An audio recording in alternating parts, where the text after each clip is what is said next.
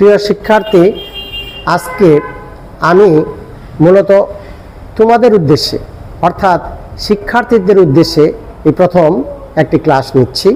তোমরা এতে অংশগ্রহণ করবে, আশা করি আনন্দও পাবে সৃজা ব্যাকরণের পক্ষ থেকে। তাই তোমাদেরকে শুভেচ্ছা জানিয়ে শুরু করছি আজকের সন্ধি পর্ব। এই যে সন্ধিটা আমরা আমাদের ছোটবেলা থেকে পড়তে হয়, কিন্তু সেই সন্ধিটার মানেটা কিন্তু খুবই সহজ।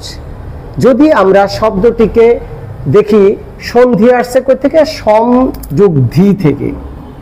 আর সন্ধ্যা থেকে আসছে সমযোগ ধা থেকে। তাহলে এই সন্ধ্যা আর সন্ধির সাথে কি সম্পর্ক? একটা সম্পর্ক তো অবশ্যই আছে। সন্ধ্যা হচ্ছে দিনের শেষ, রাতের শুরু, এটা হলো সন্ধ্যা। তাহলে ওখানে একটা সন্ধি আছে, কার? দিন এবং রাতের সন্ধি আছে, মিলন। সন্ধি শব্দের অর্থ এই জন্য বলা হয় মিলন। আমরা যে চিত্রটা দেখছি এখানে, এই চিত্রটা সহজেই সবার কাছে বোধগম্য। আমরা জানি ইতিহাসে একটা যুদ্ধ হয়েছিল ইশাখার সাথে মানসিংহের। আমাদের ময়মনসিংহের মানসিংহ ইশাখা, এবং মানসিংহ এসেছিলেন এখানে আকবরের প্রতিনিধি হিসাবে, সেনাপতি হিসাবে। যুদ্ধ করতে করতে যখন দেখলো দুজনেই ক্লান্ত, অযথা লুক্ষয়, তারপর তারা দুজনে মিলে সন্ধি করলেন, মিলিত হলেন। আর যুদ্ধ নয়, বুকে বুক মিলালেন। এই যে বুকে বুক মিলালেন, একেই বলে সন্ধি। আমরা হুদাইবিয়ার সন্ধির নাম শুনেছি, আমরা কিন্তু আলীগড়ের সন্ধির নাম শুনেছি। এই সন্ধি অর্থ হচ্ছে যুদ্ধ বন্ধ করো, শান্তি স্থাপন করো। এই শান্তির দূত হিসাবে তারা আসলো আমাদের সন্ধি করতে। সেটি আমার ব্যাকরণের পরিভাষা হিসেবে ঢুকে গেল। কিভাবে? যে দুটি ধ্বনি যদি মিলে যায় পরস্পরে, তখন তাকে বলে সন্ধি। এখন দুটি ধ্বনি মিললে কি হয়? দুটি রাজা মিললে কি হয়? শান্তি আসে। তাহলে শান্তির বার্তা নিয়ে আসে। আর আমাদের ব্যাকরণের সন্ধি কি নিয়ে আসে? যদি ব্যাকরণের মধ্যে দেখি দুইটি ধ্বনি পাশাপাশি বা সন্নিহিত থাকে, পরস্পরের কাছে আসতে আসতে সে শব্দটাকে সহজ করে দেয়, শ্রুতি মধুর করে যায়। কারা আগার না বলে কারাগার করে দেয়, বিদ্যা আলয় না বলে সে বিদ্যালয় করে দেয়। এরকম করে করে আমরা দেখবো নর ঈশ না বলে নরেশ করে দেয়, কিছু পরিবর্তন করে দেয়, কিছুটা বড় করে দেয়। অনেক কিছুই সন্ধি করতে পারে, এই ক্ষমতা সন্ধির আছে। সুতরাং আমরা এই সন্ধি ইশাখা আর মানসিংহের সন্ধি দিয়েই আমরা শুরু করি। প্রথম যে বর্ণটি সন্ধির ফলে, তা হলো দুটা অ মিলে আ তৈরি করে, অয়ে এবং আ, অয়ে আ। কিভাবে? যদি রবীন্দ্রনাথের সেই সঙ্গীতের মতো বলি, আমার হলো সারা, তোমার হলো শুরু। মানে একটা শব্দের শেষ নর, সংস্কৃতে কিন্তু নর বলা যাবে না, কারণ ওদের উচ্চারণে কিন্তু একটা অকার থাকে। আর অধম, অধমের অ। আমার হলো সারা, তোমার হলো শুরু। এই দুইজনে, একজনের সারা একজন শুরু মিলে কি করলো? অয়ে অয়ে আ তৈরি করে দিল। এই যে ছোট এবং ছোট, এই বর্ণটাকে অকে আমরা ছোট বর্ণ ধরি, এই অকেও ছোট বর্ণ ধরি। দুইটা ছোট বর্ণ মিলে একটি বড় বর্ণ আ তৈরি করে ফেললো। এইটি হচ্ছে সন্ধির চমৎকারিত্ব। আমরা এটা দেখবো ছোট ছোট, ছোট বড়, বড় ছোট, বড় বড়, এইভাবে চারটা ভাগে ভাগ করে নিলাম। অ থেকে আ, এই আ চারবার হয়, অর্থাৎ চারবার আমরা আ কে পাবো, চারবারের বেশি পাবো।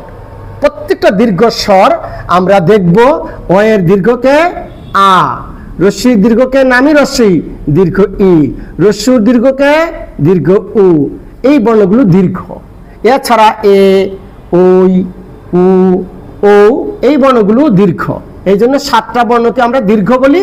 এই যে এই 3টি বর্ণকে আমরা রস্য বলি। আবার রস্য রিও আছে, এটি মিলে 4টি, এখানে 4টি আর এখানে 7টি। এটি আমরা রস্য স্বর আর দীর্ঘ স্বরের ফলে কি হয় আমরা এটা দেখব। আমরা আবারও দেখছি আমরা প্রথমে আ কিভাবে 4বার হলো। এই যে আ হয়েছে 4বার, 1বার, 2বার, 3বার, 4বার। কিন্তু প্রত্যেকে কি হয়েছে? ছোট এবং ছোটর সাথে মিলে হয়েছে প্রথমে। কিন্তু পরেরটা তার ছোট ছোট হবে না, একটু বড় হবে, ছোট এবং বড়। তারপরটা বড় এবং ছোট, তারপরে একেবারে বড় বড়, বিগ বিগ। কিন্তু সবার রেজাল্ট একটাই, সবাই বড় হবে, কেউ ছোট থাকবে না। সন্ধিতে তো তাই থাকতে হবে, নাহলে মানবে কেন? সবাই যে সমতায়, পেরিটি থাকতে হবে, ইকুয়ালিটি থাকতে হবে, ইকুয়ালিটি করে দিল। আমরা প্রথম শব্দটি ছোট ছোট দিয়ে আমরা পেলাম নরযোগ অধম, নরাধম আকার পেয়েছি। এবং দ্বিতীয় শব্দে ছোট বড় মিলে হিমযোগ আলয়, হিমালয়। এটা হিম বলা যাবে না, হিম। সংস্কৃতে আবার বলছে অকারটা বলতে হবে, এখানে অকারটা আছে, হিম লুকিয়ে আছে, একে নীলিন বর্ণ বলা হয়। হিমযুকালয় হিমালয়, যথাযুক অর্থ যথার্থ, এটা বড় এবং ছোট মিলে যথার্থ তৈরি করলো। আর এটা বড় বড় কারাযুক আগার কারাগার। তাহলে আমরা কি পেলাম? নরাদম নামক শব্দটি পেয়েছি সন্ধি সূত্রে, না হলে নরাদম হতো না। আবার সমাজ সূত্রেও পেতে পারি নরের অধম নরাদম, সেটা আরো বৃহৎ পরিসরে যাব আমরা। আগে ছোট পরিসরটা আগে দেখে নেই। শব্দ গঠনের সন্ধি এই কাজটি করে দিল কিভাবে? ছোট ছোট, ছোট বড়, বড় ছোট, বড় বড়। এই ডিজাইনটা যদি মনে রাখি তাহলে আমরা এইভাবে পাবো। রশ্মিকে ছোট ধরি, এই দুটি ছোট ছোট, আবার ছোট বড়, আবার বড় বড়, বড় ছোট, বড় বড়। এইভাবেই আমাদের অনেকগুলো সন্ধিকেই আমরা চিহ্নিত করতে পারবো। ছোট ছোট, ছোট বড়, বড় ছোট, বড় বড়, এটা আমরা যাব। তাহলে এটা আমরা শেষ করে দেই। নরাদমের সন্ধি কি?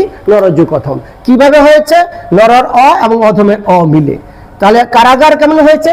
কারার আ, আগারের আ, দুই আ মিলে কারাগার তৈরি করেছে। এইভাবে আমরা যে 4 বার হলো এই সন্ধিটা আমরা সম্পূর্ণ করলাম।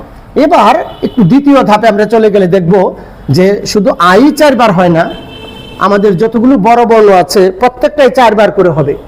আয়ের পরে কি আছে? দীর্ঘই। তাহলে দীর্ঘইকে 4 বার করবো, দীর্ঘই 4 বার। কিভাবে হবে? ওই যে ছোট ছোট সূত্র কিন্তু একটাই। এই জন্য a + b হোল স্কোয়ার শিখলে এই m + n হোল স্কোয়ার বারবার শিখতে হয় না, একটা দিয়েই সবটাই হয়ে যায়। ঠিক আছে? এরকম করে আমাদের এটা নামে সূত্র। সুতা, একটা সুতার মধ্যে বাঁধলে অনেকগুলো জিনিসকে আটকে রাখা যায়, সেটাই সূত্র। রশ্মি প্লাস রশ্মি ইকুয়াল টু দীর্ঘই হইলো এই ছোট ছোট। এবার ছোট বড় সমান সমান দীর্ঘই হলো। এবার দীর্ঘই প্লাস রশ্মি সমান দীর্ঘই হলো। এবার দীর্ঘই প্লাস দীর্ঘই ইকুয়াল টু দীর্ঘই হলো। এখন আমরা যদি এরকম 4টি শব্দ এখানে উপস্থাপন করি, কোন শব্দটা কোথায় যাবে আমরা নিয়ে ওখানে উপস্থাপন করব। রবীন্দ্র, পরীক্ষা, সতীশ, শচীন্দ্র। ইচ্ছে করে আমি একটু এলোমেলো করলাম। এই 4টি শব্দের গতি প্রকৃতিটা কি আমরা দেখব। আমাদের লক্ষ্য রাখলে দেখব যে রবীন্দ্র শব্দটি তৈরি হয়েছে রবি যোগ ইন্দ্র। ইন্দ্র দেবতাদের সবচেয়ে বড়, রবি হচ্ছে সূর্য। এই রবি আর ইন্দ্রে রবীন্দ্রনাথ। তাহলে আমি এখানে অনায়াসে লিখতে পারি রবি রশ্মিকার ইন্দ্র রশ্মি। সুতরাং এটার ফল কি? ফল দীর্ঘ হবে। আমরা আগেই বলেছিলাম ছোট ছোট বড় হবে, ছোট ছোট। এবার ছোট বড় করে ফেলি। ছোটটা কাকে নেওয়া যায়? যে পরি, এই যে ছোট।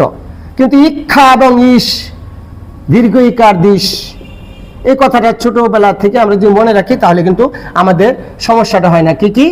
ইক্ষা, ইক্ষণ মানে বিশেষভাবে দেখা, ইক্ষা এবং ইস, এই দুইটা শব্দ সবসময় দীর্ঘ ইকার হয়। দীর্ঘ ই কার দিশ, মনে রাখার জন্য আমাদের মনে থাকে যেন ইক্ষা এবং ইস দীর্ঘ ইকার দিশ। আমরা যখন ইক্ষা দিয়েছি রস্যইকার দিয়ে ইক্ষা হয় না, তাহলে এই ছোট, এটা বড় হইলো। এটা ছোট ছোট, ছোট ছোট মিলে বড়টা তৈরি করলো, ছোট বড় মিলে একটা বড় তৈরি করলো। সবসময় রেজাল্ট দীর্ঘ ইকার, সবসময় 4 বার দীর্ঘ ইকার হবে আমরা বলেছি। এবার 3 নম্বর হলো শচী, শচী মাতা, দুর্গা কেবল হয় অনেক সময়। ইন্দ্র দীর্ঘ আর ছোট, এই যে রস্য, অর্থাৎ ছোট বড় ছোট হয়ে গেল কি? শচীন্দ্র। হ্যাঁ, এবার সতীশ, আমাদের কিন্তু এলোমেলো ছিল। সতীশ কি হলো? সতী দীর্ঘইকার। ওই যে ইক্ষা এবং ইস দীর্ঘইকার দিয়ে ঈশ্বরের ইস হয়ে গেল, লাঙ্গলের ইস আছে সতীশ। এই যে আমরা 4টা পেয়ে গেলাম এইভাবে সন্ধি। তাহলে আমরা রবীন্দ্রকে রাখি 1 নম্বরে, পরীক্ষাকে দিলাম আমরা 2 নম্বরে পেয়েছি, শচীন্দ্রকে পেয়েছি 3 নম্বরে, সতীশকে পেয়েছি আমরা 4 নম্বরে। আমরা ইচ্ছে করে একটু এলোমেলো করে দিলেও আমাদের রেজাল্ট কিন্তু তাতে কোনো সমস্যা হয় না। কেন? কারণ ইতিমধ্যে আমরা বুঝে ফেলেছি এই শব্দটা টুকরা করলে ভাঙলে কি হয়, আবার সন্ধির মতো মিলিয়ে দিলে কি হয়। ভাঙলে পাওয়া যায় রবি আর ইন্দ্র, আবার মিলাইলে কি পাওয়া যায়? রবীন্দ্র। কোথায় পাওয়া যায়? রবি যেহেতু রস্যইকার, ইন্দ্র যেহেতু রস্যইকার, 1 নম্বরে পাওয়া যাবে। 2 নম্বরে পরীক্ষা, পরীক্ষা থেকে পরিত, পরিষ্কার, পরিষ্কারের পরি একটা উপসর্গ, সে তো রস্যইকারী, দীর্ঘইকার না। তাহলে দীর্ঘইকার হলে কি করে? ইক্ষা নামক একটি শব্দের সাথে যুক্ত হইলে ছোট আর বড় মিলে পরীক্ষা তৈরি করে দিল। এই যে পরীক্ষা। আমরা সতীশকে কেমনে পেয়েছি? সতীশকে 4 নম্বর পেয়েছি, দুটাই বড়, দীর্ঘই এবং দীর্ঘই মিলে সতী আর ইস মিলে সতীশ হয়েছে। 3 নম্বরে আমরা পেয়েছি শচী আর ইন্দ্র মিলে শচীন্দ্র। এখন আমরা এটা যদি বলি ইয়ে ইয়ে ই হয়েছে রবীন্দ্রতে দেখো, ইয়ে ইয়ে ই হয়েছে পরীক্ষাতে লেখো, ইয়ে ইয়ে ই হয়েছে শচীন্দ্রতে লিখবো, ইয়ে ইয়ে ই হয়েছে সতীশেতে শিখবো। ঠিক আগেরটাতেও বলতে পারতাম, ওয়ে ওয়ে আ হয়েছে নরাধমে দেখো, ওয়ে আয়ে আ হয়েছে হিমালয়ে লেখো, আয়ে ওয়ে আ হয়েছে যথার্থতে লিখবো, আয়ে আয়ে আ হয়েছে বিদ্যালয়ে শিখবো। এইভাবে আমরা শিখতে থাকবো। তাহলে আমরা কি দীর্ঘ ই 4 বার এবং আ 4 বার, এটা আমরা দেখে নিলাম। আপাতত এখানেও থাকুক, আমরা আরেকটা এপিসোড করতেছি যেটার মধ্যে আমাদের এর পরবর্তী অংশটা আমরা চালিয়ে নেব।